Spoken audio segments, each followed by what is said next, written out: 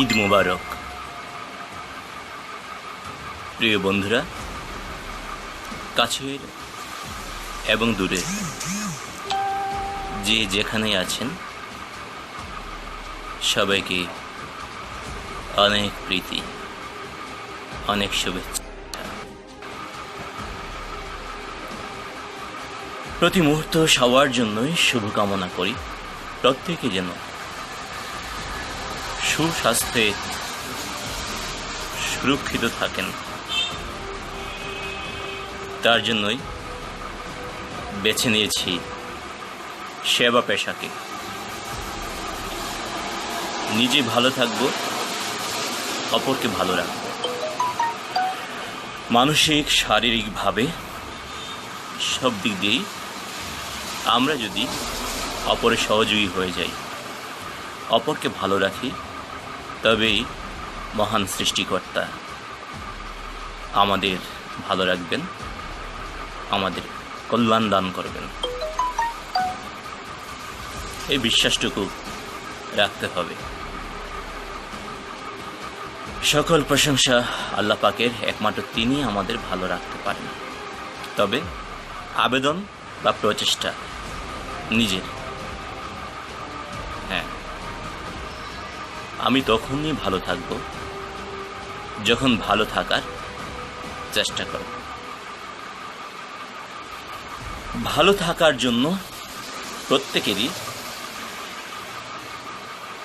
সচেতন হতে হবে, জানতে হবে কিছু স্বাস্থ্য সুরক্ষার বিষয়বস্তু, কিভাবে ভালো থাকা যায়। তেমনি জানার পাশাপাশি আমাদেরকে মানতে হবে। আমি চিকিৎসা পেশায় আছি, আমি অনেক কিছু জানি, কিন্তু আমি মানি না। সুস্থ থাকবো? কখনো নয়। মহান সৃষ্টিকর্তা প্রকৃতির নিদর্শন থেকে, মহান সৃষ্টিকর্তার প্রকৃতির নিদর্শন থেকে আমাদেরকে শিখতে হবে।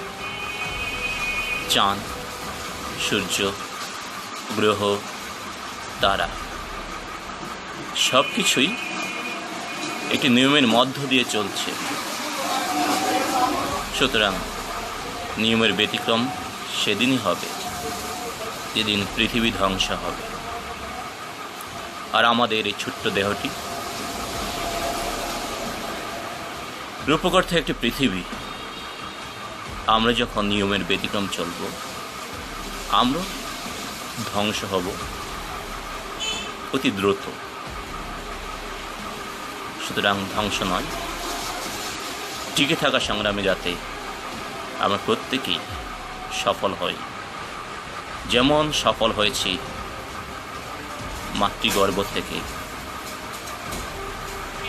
আজ অবধি টিকে থাকার লড়াই, মহান স্রষ্টার দয়া আর স্রষ্টা সৃষ্টির দোয়া।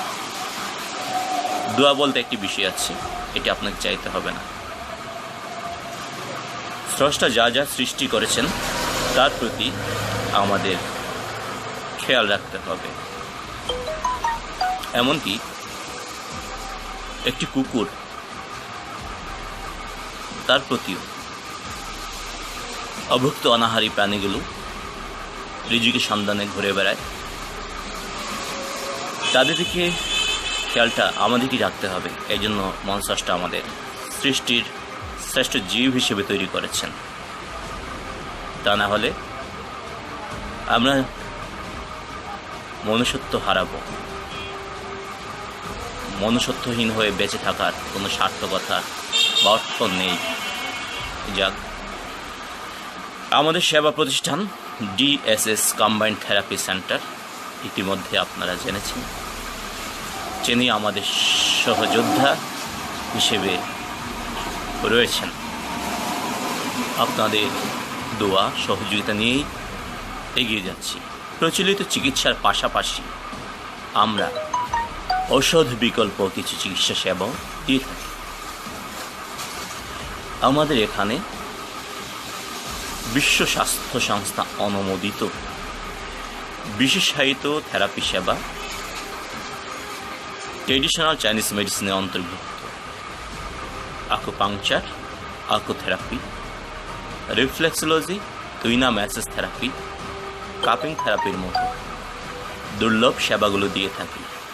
বিধায় অনেক কঠিন, জটিল, দুরারোগ্য, ব্যাধিগ্রস্ত লোকগুলো আমাদের এখানে এসে সুস্থতা নিয়ে বাড়ি যাচ্ছেন। ভালো লাগে তখন, এবং মহান স্রষ্টার প্রতি কৃতজ্ঞতাবোধ আরও বেড়ে যায়। আমাদের এখানে সেবা দেওয়ার জন্য হসপিটালও রয়েছে, তাই দূর দূরান্ত থেকে অনেকেই, বিভিন্ন জেলা থেকে অনেকেই এখানে এসে সেবা গ্রহণ করেন এবং সুস্থতা নিয়ে বাড়ি ফিরে যান। অবস্থার পরিপ্রেক্ষিতে আমরা সেবার সময়কাল নির্ধারণ করে থাকি। কেউ চাইলে দূর থেকে আসতে পারেন, প্রয়োজনে হসপিটাল অ্যাডমিশন নিয়ে ভর্তি হতে পারেন। এখানে প্রচলিত আধুনিক চিকিৎসক যেমন রয়েছে, ট্রেডিশনাল চাইনিজ মেডিসিন অন্তর্ভুক্ত থেরাপিস্টরা রয়েছে। সব মিলিয়ে দিলে আমরা চিকিৎসার একটি কম্বিনেশন করে সুস্থতার উপর জোর দিয়ে থাকি। তো তাছাড়া অনেকেই আসেন দূর দূরান্ত থেকে, যাদের নিকট আত্মীয় আশেপাশে রয়েছে, এখানে থেকেও আমাদের সেবা নিচ্ছেন। আবার এখানে আবাসিক হোটেলও রয়েছে। কেউ যদি চান ভর্তি থেকেও,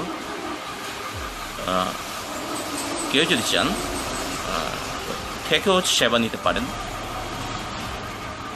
এটা অবশ্যই যার যার ইচ্ছে শক্তি, ম্যানেজমেন্টের উপর। তো কেন আমাদের সেবাতে রোগী ভালো হয় তাও জানা জরুরি। সেবা দিতে গিয়ে আমরা কখনো কোনো প্রকার কার্পণ্য করি না। একটি পেশেন্টকে মাতৃ পিতৃ সেবা দিয়ে থাকি। একটা বাবা মা সন্তানের কাছে যতটুকু আশা করে সেই সেবাটুকু এখানে দিয়ে থাকি। তো সবচেয়ে দুঃখজনক বিষয় হলো গিয়ে আমরা স্বাস্থ্য সম্পর্কে খুবই উদাসীন।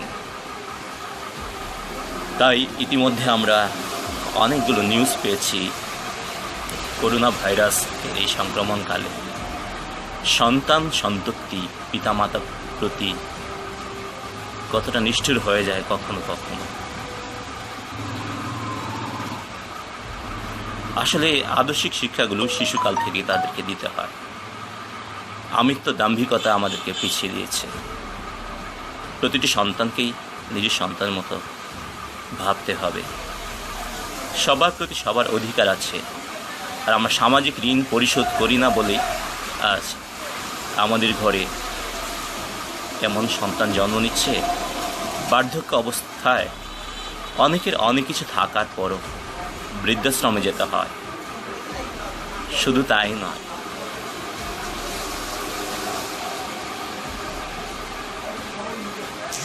আমার পরিচিত দেখা এক ব্যক্তি হসপিটাল বছরের পর বছর পরে থাকেন।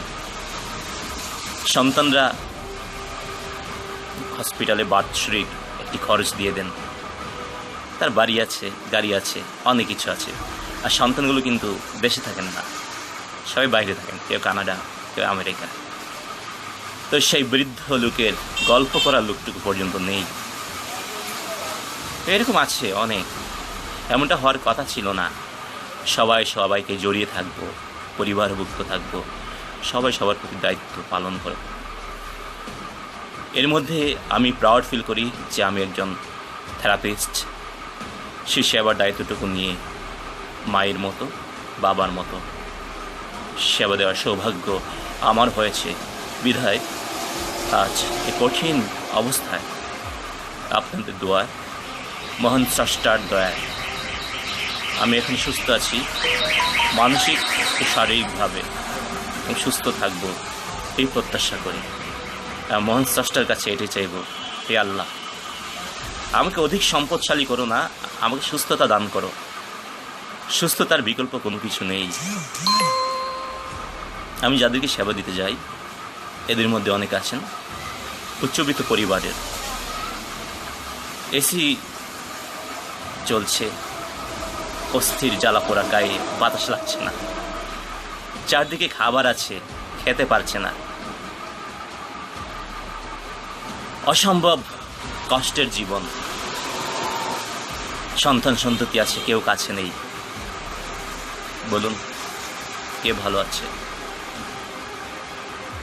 আসলে মনস্রষ্টা সবাইকে সঠিকভাবে সব কিছু ডিস্ট্রিবিউট করে থাকে। আজকে দেখুন আমেরিকা, ইতালি, ফ্রান্স, দাম্ভিক রাষ্ট্রগুলো করোনা ভাইরাস সংক্রমণের ফলে কি এক দশা হয়েছে।